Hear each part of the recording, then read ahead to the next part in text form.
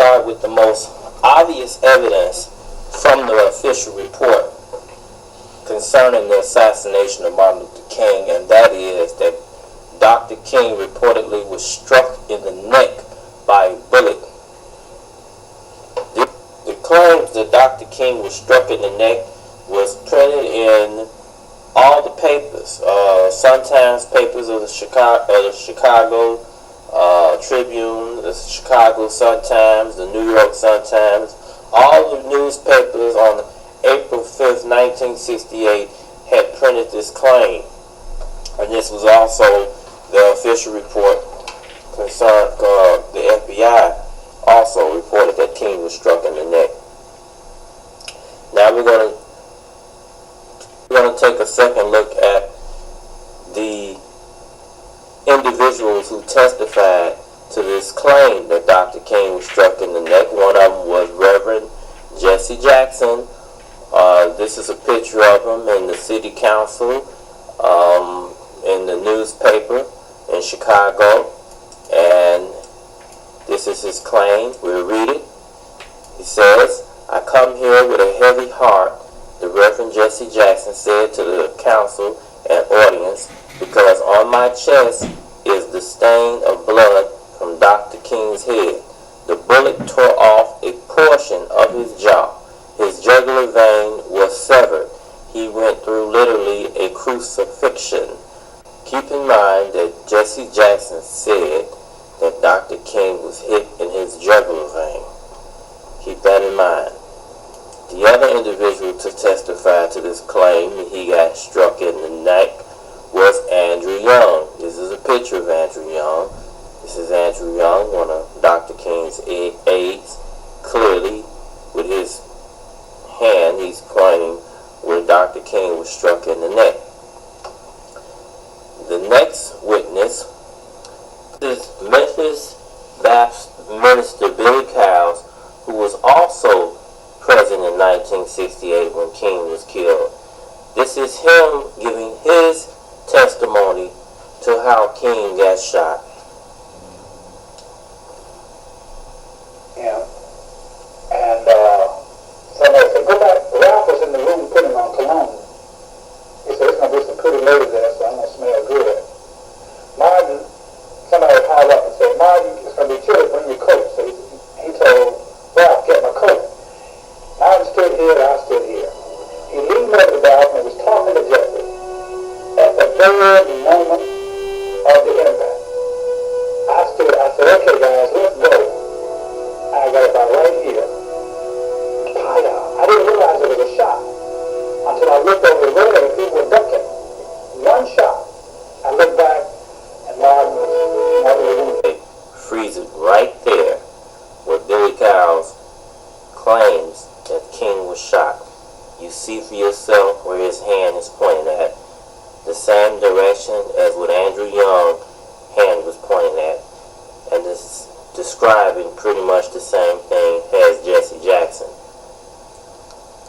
Now we're going to look at some documents and pictures from a hearing that took place.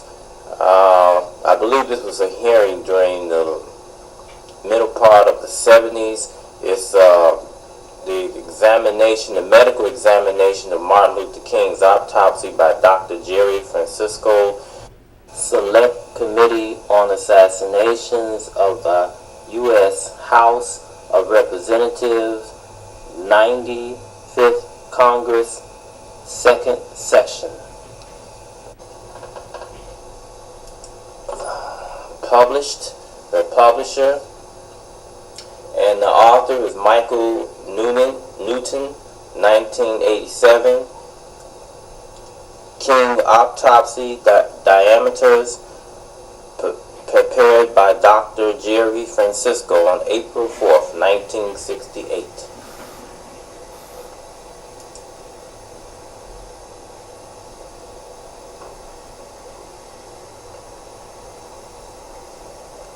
And here we have the picture, and this is from the book itself, from what I researched. This is the picture of Martin Luther King's body of the wounds, and as you see, it's artistry drawings. It's and it reads up top here that the figure is a reconstruction of the bullet pathway. Now, they didn't show you Dr. King, an actual picture of Dr. King's body to show you the actual wound that was done to his jaw or his neck. They instead gave a drawing, an artistry drawing of Dr. King's face, where they claim this wound exists, right in here. Okay? This is what they gave to the House Assassination Committees. This is the evidence they submitted into that hearing. Okay? This is the evidence. Artistry drawing of Dr. King's face, alleging these are the wounds. Okay? And then over here we have a X-ray of supposedly Dr. King's skull. His skull, his skeleton. But how can we really be sure that this is Dr. King's skull or his skeleton X-ray of him when we don't have a real photo of his body? They didn't give a real photo of his body. Move on to the next picture. Again, this is an illustration of the wounds, and this is a artistry drawing, not the actual picture of his face with the claimed wound to his neck. They gave artistry drawings submitted. This is evidence to the court. Okay? We don't even have to go into reading what all the medical terms they got in here. Just looking at these pictures alone puts a lot of doubt in whether he really got struck in the neck or not, or whether there really was any wound to his neck or not. It casts doubt because the big question is, why are you showing artistry drawings of the man's wound? Why not show people or the assassination committee at that time the actual photos of Dr. King's wound to his face? Okay? They got actual photos of Dr. King laying in the casket. Why don't we have actual photos of Dr. King's wound of his body? They have actual photos of John F. Kennedy's corpse. Okay? They have actual photos. Where is Dr. King's actual photo? Okay? That's the big question you have to ask. Why are they showing you drawings?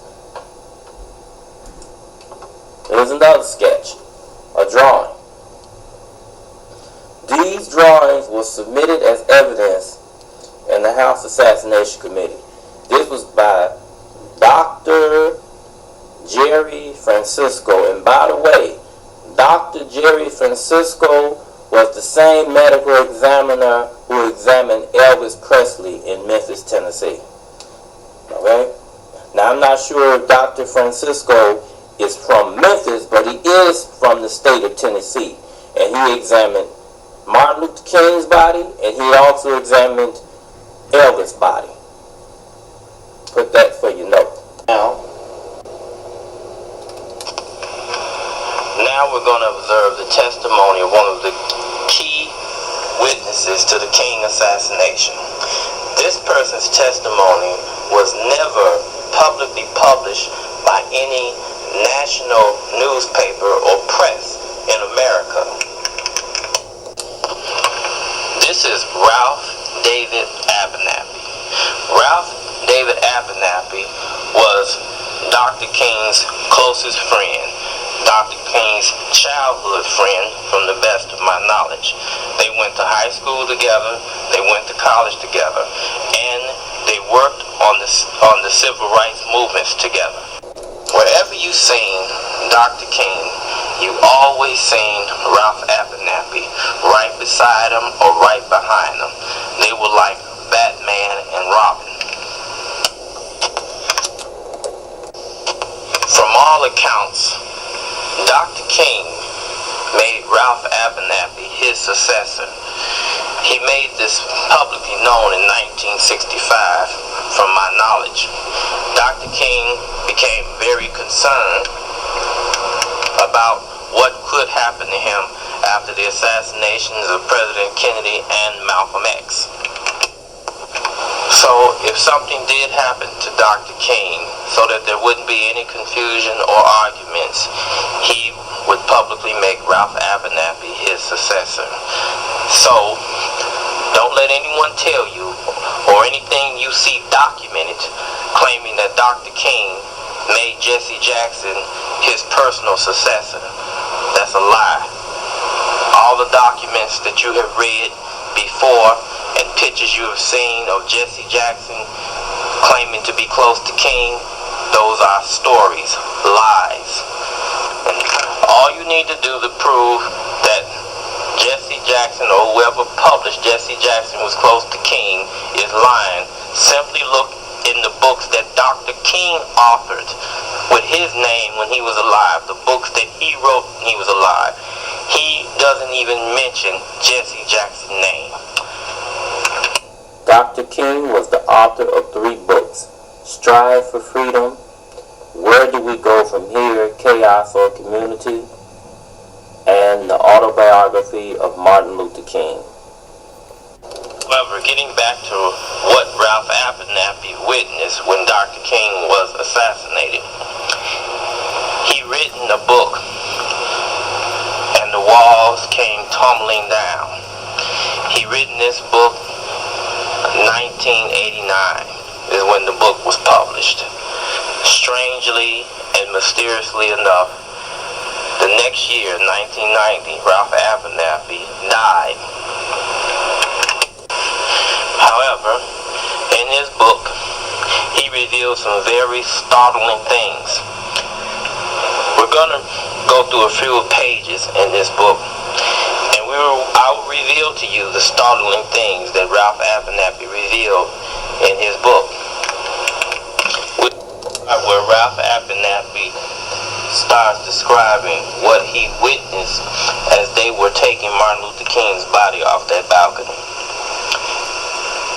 They strapped him in and I sat down beside him.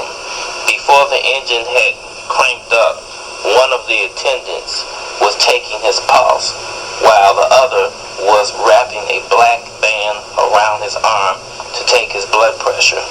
The engine roared and we jerked forward. As we carried onto the street, the sirens began screaming.